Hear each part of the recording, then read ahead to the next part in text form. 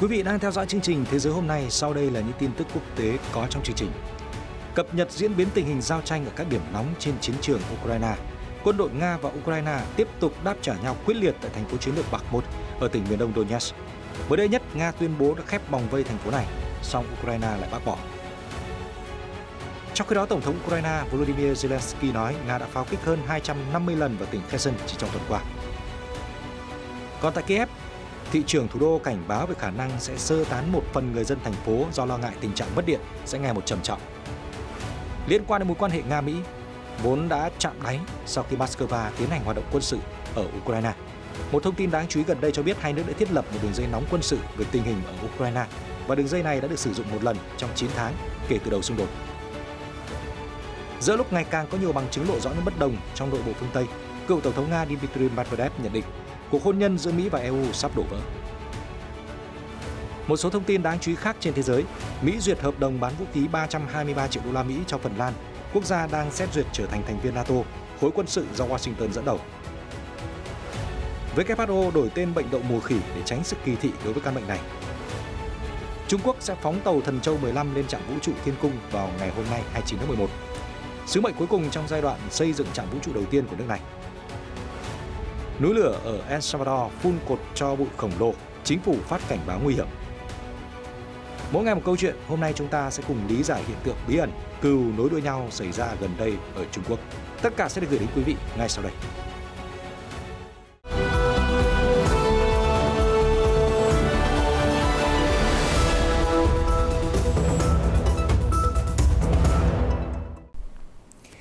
Chào mừng quý vị đến với chương trình Thế giới hôm nay ngày 29 tháng 11. Ở phần đầu chương trình tiếp tục là những cập nhật về tình hình xung đột ở Đông Âu.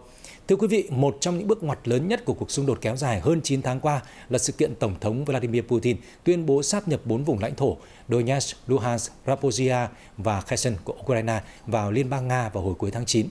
Ukraine cùng các nước đồng minh và Liên Hợp Quốc đã kịch liệt phản đối vụ sáp nhập và khẳng định là sẽ không bao giờ công nhận tình trạng pháp lý mới của 4 vùng lãnh thổ nêu trên. Kể từ đó, tình hình giao chiến ở các khu vực này đã trở nên căng thẳng hơn bao giờ hết. Đáng chú ý là những diễn biến tại thành phố chiến lược Bakhmut ở Donetsk, nơi chứng kiến các màn giao tranh khốc liệt của quân đội Nga và Ukraine. Theo nguồn tin từ lực lượng Nga thì họ đang giành ưu thế và đã bao vây khu vực này. Tuy nhiên thì phía Kiev đã lên tiếng bác bỏ. Theo CNN, thành phố Bakhmut trở thành mục tiêu quan trọng đối với lực lượng Nga khi trong 2 tháng gần đây họ bị mất ưu thế trên chiến trường miền Đông. Các video lan truyền trên mạng xã hội cho thấy Bakhmut đã bị tàn phá nặng nề. Những người dân còn ở lại trong thành phố đang phải sống trong tình cảnh không điện và thiếu nước uống. Người đứng đầu Cộng hòa Nhân dân Donetsk tự xưng ông Denis Pushilin cho hay, các lực lượng Nga hiện đã bao vây thành phố Bakhmut. Ông Pushilin nói trên một kênh truyền hình Nga, tình hình ở Bakhmut vẫn còn khó khăn, nhưng các đơn vị quân đội Moscow, đặc biệt là nhóm Wagner, vẫn đang tiến về phía trước. Wagner là công ty quân sự tư nhân cung cấp lính đánh thuê cho lực lượng Moscow. Các binh sĩ Wagner đóng vai trò quan trọng trong các cuộc giao tranh ở hai tỉnh Donetsk và Luhansk. Phía Ukraine cũng thừa nhận giao tranh khốc liệt đang diễn ra ở Bakhmut, nhưng không có chuyện bị bao vây. Ngày 28 tháng 11, Bộ Tổng tham mưu lực lượng vũ trang Ukraine cho biết đối phương vẫn liên tục tấn công vào thành phố Bakhmut. Đại diện của quân đội miền đông Ukraine, ông Shehin Cherevati, nói với kênh truyền hình quốc gia rằng Bakhmut là mục tiêu chính của lực lượng Moscow. Họ tấn công bằng hỏa lực. Trung bình một ngày, Nga pháo kích vào thành phố 180 đến 200 lần. Thưa quý vị, bên cạnh vùng Donbass, miền đông Ukraine, tỉnh Kherson ở miền Nam hiện cũng là một trong những mặt trận chứng kiến những màn giao tranh khốc liệt của lực lượng Nga và Ukraine. Trong video được phát hàng đêm vào ngày 28 tháng 11, Tổng thống Ukraine Volodymyr Zelensky cho biết Kherson đã hứng chịu 258 trận pháo kích chỉ trong tuần qua. Theo Zelensky, lực lượng Nga đã tấn công 30 ngôi làng và thị trấn ở Kherson. Nhiều thiệt hại đã được ghi nhận, trong đó có trạm bơm cấp nước cho Mykolaiv, thành phố chủ chốt ở Tây Bắc Kherson. Hiện Bộ Quốc phòng Nga chưa bình luận về thông tin trên. Hồi đầu tháng, các đơn vị Nga đã rút quân khỏi thành phố Kherson ở bờ Tây sông Dnieper, điều quân về bờ Đông và củng cố phòng tuyến tại đây. Điều này đã tạo điều kiện cho các lực lượng Nga có thể tấn công các mục tiêu ở bờ đối diện một cách thuận lợi. Cập nhật tình hình thực địa ở thành phố Kherson. Theo CNN, người dân nơi này đang tiếp tục kéo nhau rời khỏi thành phố trong bối cảnh các khu dân cư liên tục hứng chịu các đợt pháo kích từ bờ đông sông Dnieper. CNN dẫn lời của ông Yaroslav Yanushevich, người đứng đầu chính quyền quân sự khu vực Kherson cho biết, Tính trong ngày Chủ nhật 27 tháng 11, thành phố Kherson đã bị tấn công 30 lần, thị trấn Berislav và các khu vực lân cận cũng trở thành mục tiêu. Theo ông Yanushevich, người dân sẽ được sơ tán đến những chỗ ở tạm thời an toàn hơn trong các trường học, ký túc xá hay nhà trống ở nông thôn. Trước đó, thị trưởng Kherson Roman Holovina thừa nhận rằng thành phố đang đối mặt với cuộc khủng hoảng nhân đạo nghiêm trọng khi thiếu nước, thuốc men và điện. Tính trên toàn tỉnh Kherson, chỉ mới 17% hộ gia đình được khôi phục điện. Trước khi chiến sự diễn ra, dân số của Kherson là khoảng 380.000 người. Theo ước tính của các nhà hoạt động nhân đạo, hiện chỉ còn khoảng 30 đến 60.000 người còn bám trụ ở thành phố này. Trong khi đó, tại Kiev, thị trưởng Vitaly Klitschko vừa lên tiếng cảnh báo khả năng phải tiến hành sơ tán một phần thành phố, trong bối cảnh có nhiều lo ngại cho rằng thủ đô của Ukraine sẽ trải qua thêm nhiều đợt mất điện cho đến năm sau. Trong cuộc phỏng vấn với hãng truyền thông RBK địa phương, thị trưởng Klitschko nói, sau cuộc tấn công bằng tên lửa mới nhất của Nga hôm 23 tháng 11, chính quyền thủ đô Kiev chỉ trong vài ngày đã khôi phục được nguồn cung cấp nước và đảm bảo rằng tất cả các tòa nhà dân cư đều được sưởi ấm, lưới điện cũng được khôi phục 80%. Tuy nhiên, bất chấp những nỗ lực của chính quyền nhằm ngăn chặn tình trạng mất điện trên diện rộng, Kiev vẫn đối mặt với nhiều rủi ro và giới chức đang chuẩn bị cho các tình huống đó. Tôi không loại trừ trường hợp xấu nhất là sẽ phải sơ tán một phần người dân, ông Klitschko cho biết. Vị quan chức giải thích đây là sự di rời tạm thời của một số người nhất định đến vùng ngoại ô, nơi có sẵn các dịch vụ tiện ích. Theo thị trưởng Kiev, giới chức thủ đô dự tính sẽ hoàn tất sửa chữa cơ sở hạ tầng năng lượng bị hư hỏng trong vài tuần với sự giúp đỡ của phương Tây. Nhưng chúng ta cũng cần chuẩn bị cho thực tế là tình trạng mất điện có thể tiếp tục cho đến mùa xuân, ông Klitschko nói thêm. Một thông tin đáng chú ý về quan hệ Mỹ-Nga vốn đã giảm xuống mức thấp nhất sau khi Moscow tiến hành chiến dịch hoạt động quân sự ở Ukraine. Theo một số nguồn tin mà Reuters ghi nhận được, quân đội Mỹ và quân đội Nga đã thiết lập một đường dây liên lạc dành riêng cho tình hình xung đột tại Đông Âu. Một quan chức Mỹ cho biết là đường dây liên lạc này được sử dụng đúng một lần trong 9 tháng qua. Quan chức giấu tên này tiết lộ rằng Washington đã thực hiện cuộc gọi thông qua đường dây giảm xung đột để truyền đạt những lo ngại trong bối cảnh các hoạt động quân sự của Nga diễn ra gần cơ sở hạ tầng quan trọng ở Ukraine. Mặc dù vị quan chức từ chối nêu rõ hoạt động nào của Nga khiến Mỹ phải lên tiếng báo động, nhưng đã có những bằng chứng cho thấy quân đội Nga đã giao chiến với Ukraine gần các cơ sở năng lượng quan trọng như nhà máy điện hạt nhân lớn nhất châu Âu và đập thủy điện Nova Kakhovka. Đường dây nóng quân sự chỉ là một trong nhiều cách mà quân đội Mỹ và Nga vẫn duy trì để liên lạc trong những tình huống thực sự cần thiết. Quan hệ Mỹ-Nga đang ở mức thấp nhất kể từ sau chiến tranh lạnh. Khi được yêu cầu bình luận về đường dây liên lạc nóng, Lầu Năm Góc cho rằng cần phải giữ một số kênh liên lạc để thảo luận các vấn đề an ninh quan trọng với chính quyền Moscow trong trường hợp khẩn cấp, nhằm mục đích ngăn chặn leo thang căng thẳng. Một quan chức Bộ Quốc phòng Mỹ nói rằng chúng tôi được khuyến khích duy trì liên lạc với người Nga vì chúng tôi tin việc đối thoại vẫn đóng vai trò quan trọng. CNN đưa tin Tổng thống Pháp ông Emmanuel Macron sẽ có chuyến công du đến Mỹ vào ngày 29 tháng 11 và gặp người đồng cấp Joe Biden. Dự kiến là hai nhà lãnh đạo sẽ có buổi hội đàm trực tiếp về tình hình xung đột Nga-Ukraine. Ông Macron sẽ đến thủ đô Washington vào tối ngày 29.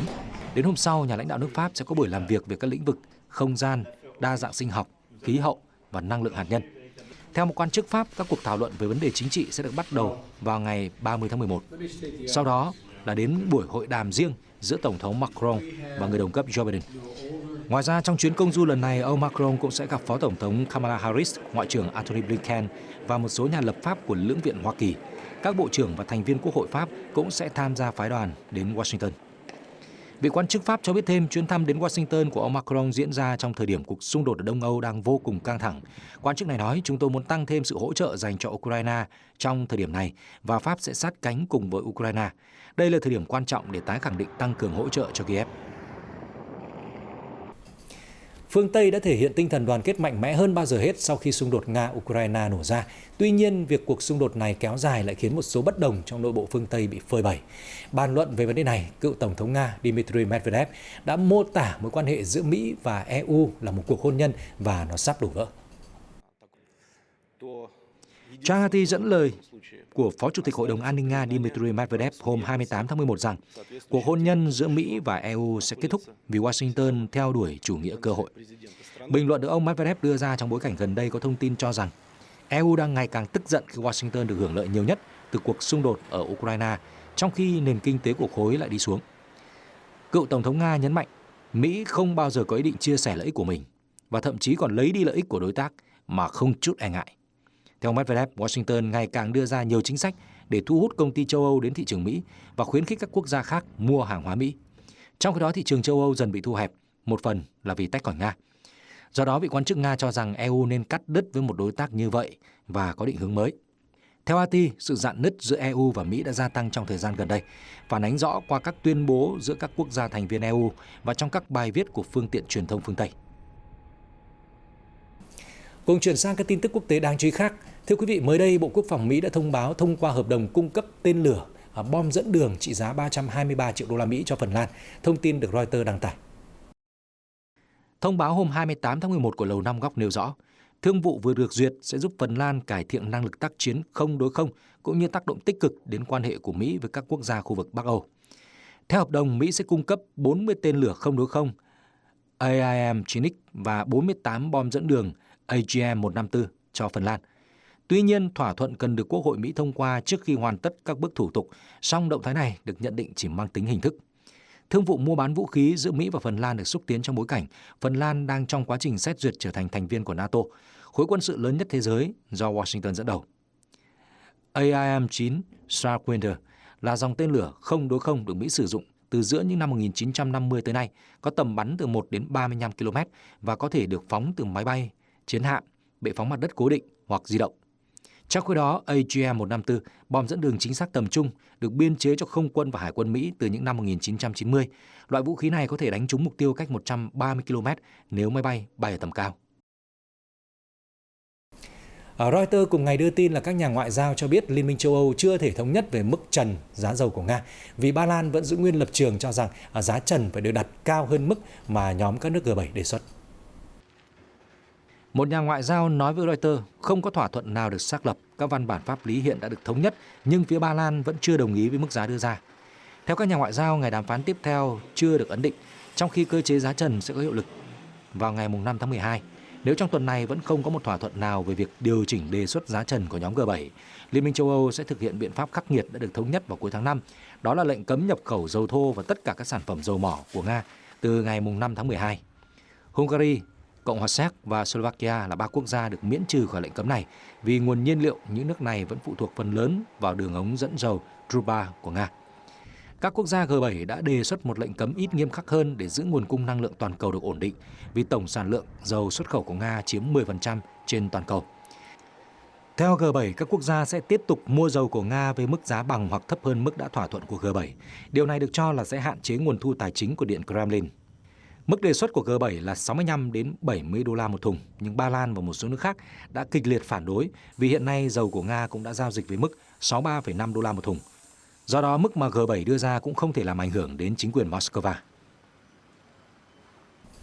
Cũng theo Reuters, Tổ chức Y tế Thế giới WHO đã quyết định đổi tên bệnh đậu mùa khỉ thành Mpox sau loạt các cuộc tham vấn với chuyên gia toàn cầu kể từ đầu năm.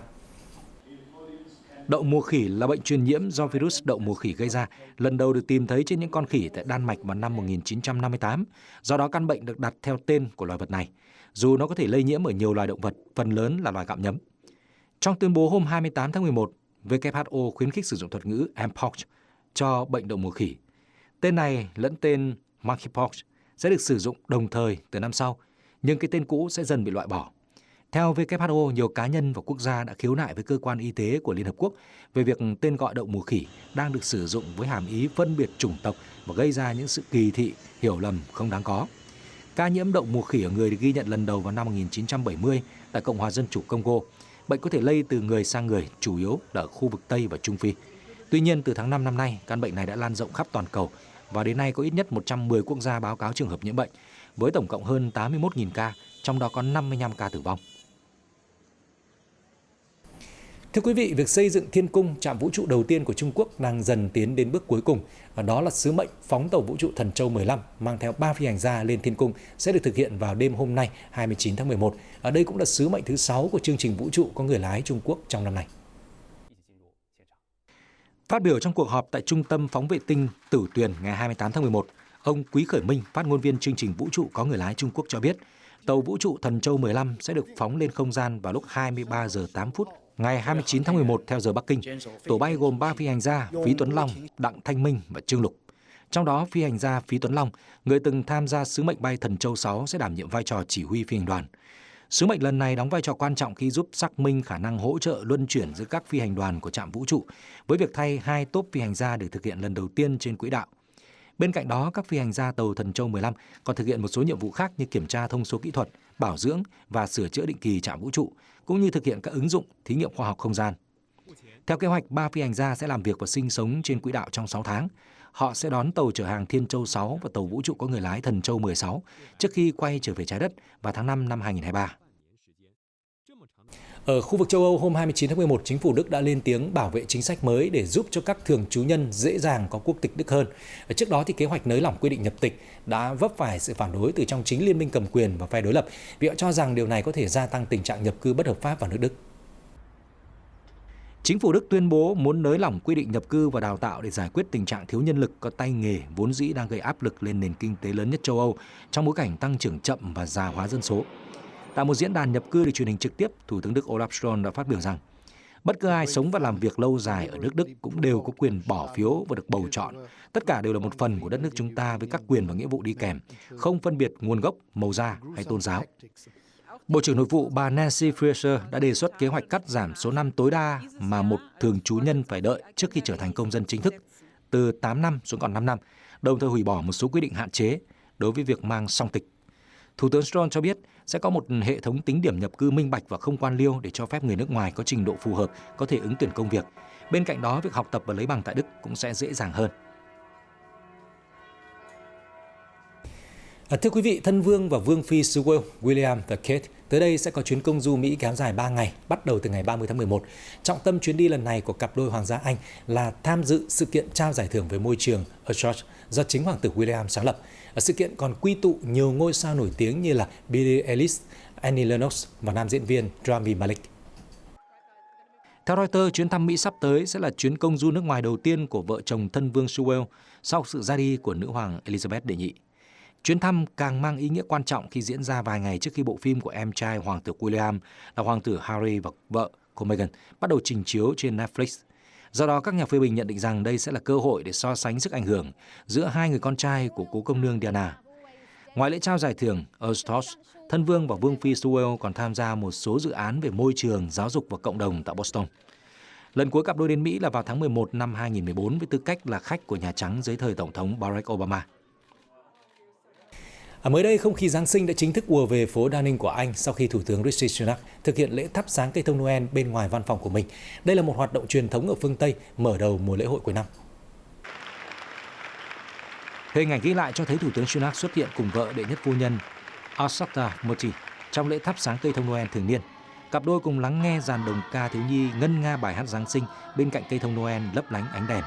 Kết thúc buổi lễ, những đứa trẻ này đã được mời vào bên trong văn phòng Thủ tướng cùng với vợ chồng nhà lãnh đạo.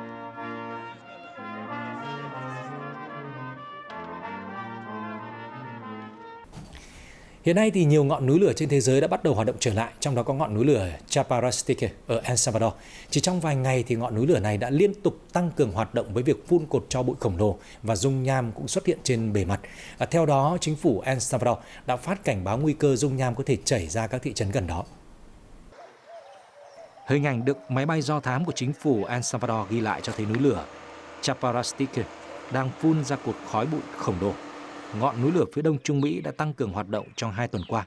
Tuy nhiên, chính quyền địa phương vẫn có thể đo đạc, thu thập thông tin về hoạt động núi lửa thông qua thiết bị di động được lắp bên trong khu vực. Nhà chức trách đã lập một vành đai an ninh trong phạm vi bán kính 3 km tính từ miệng núi lửa, đồng thời ngưng các hoạt động sản xuất nông nghiệp và du lịch trong khu vực. Một đội chuyên trách sẽ túc trực theo dõi hoạt động núi lửa, thường xuyên kết nối với người dân địa phương để sẵn sàng hỗ trợ sơ tán. Đã có 160 vụ nổ xảy ra từ ngày 15 đến ngày 26 tháng 11. Trong khi đó thì mới đây nhất, Mauna Loa, ngọn núi lửa lớn nhất còn hoạt động trên thế giới đã bắt đầu phun trào trở lại, làm rực sáng cả vùng trời đêm trên đảo Hawaii, Mỹ. Theo Cục Địa chất Hoa Kỳ, trong thời điểm này, dòng dung nham vẫn nằm trong khu vực đỉnh núi và chưa đe dọa đến cộng đồng phía bên dưới chân núi. Tuy nhiên, cơ quan này dựa trên các dữ kiện trước đó đã phát cảnh báo đến người dân sự tiến triển và thay đổi nhanh chóng của dòng dung nham trong giai đoạn đầu tiên khi núi lửa hoạt động. Hiện mức cảnh báo đã thay đổi từ khuyến cáo thành cảnh báo. Song song với đó, Đài quan sát núi lửa Hawaii sẽ tiến hành thăm dò từ trên cao để đánh giá mức độ nguy hiểm và nắm bắt thông tin về vụ phun trào. Theo USGS, hơn 10 trận động đất cường độ mạnh từ 2,5 đến 4,5 độ Richter đã xuất hiện trong khu vực suốt 2 giờ qua. Núi lửa Mauna Loa chiếm hơn một nửa diện tích đảo lớn ở Hawaii, cao 4.169 mét. Lần cuối cùng Mauna Loa phun trào là vào năm 1984, tạo thành dòng dung nham dài hơn 8 km. Thưa quý vị, cách đây ít ngày, đoạn video ghi lại cảnh đàn cừu ở một trang trại tại thành phố Bao Đầu, Nội Mông, Trung Quốc nối đuôi nhau đi thành vòng tròn suốt 12 giờ đã lan truyền nhanh chóng trên mạng xã hội. Mới đây thì những nhà khoa học và chuyên gia nông nghiệp đã đưa ra một số kết luận ban đầu về hiện tượng này. Ông Mark Bell, giáo sư kiêm giám đốc khoa nông nghiệp Đại học Harvard nước Anh, cho biết hiện tượng hàng trăm con cừu nối đuôi nhau đi thành vòng tròn trong nhiều ngày xuất phát từ những căng thẳng liên quan đến chứng sợ bị giam cầm của con vật. Giáo sư Mark Bell nói với tờ Newsweek, có vẻ những con cừu đã phải ở trong chuồng một thời gian dài, chính vì vậy mà chúng có xu hướng thực hiện hành vi dập khuôn. Việc chúng nối đuôi nhau đi quanh một địa điểm cho thấy phản ứng tâm lý của đàn cừu về chứng sợ giam cầm, và điều này thực sự không tốt. Một giả thuyết khác cho rằng những con vật này đang mắc một bệnh do vi khuẩn Listeriosis gây ra, khiến vật chủ mất phương hướng và có những hành vi không kiểm soát được. Nhưng giả thuyết này khó đứng vững bởi vi khuẩn sẽ giết con vật chỉ sau vài ngày. Trong khi đoạn video này được ghi từ tháng 11 và những con cừu đã đi trong suốt 12 ngày. Năm ngoái, một đàn cừu ở East Sussex, Anh cũng đã gây xôn xao dư luận với hành vi tương tự như vậy. Những thông tin vừa rồi cũng đã khép lại chương trình Thế giới hôm nay. Cảm ơn quý vị đã quan tâm theo dõi. Xin kính chào và hẹn gặp lại.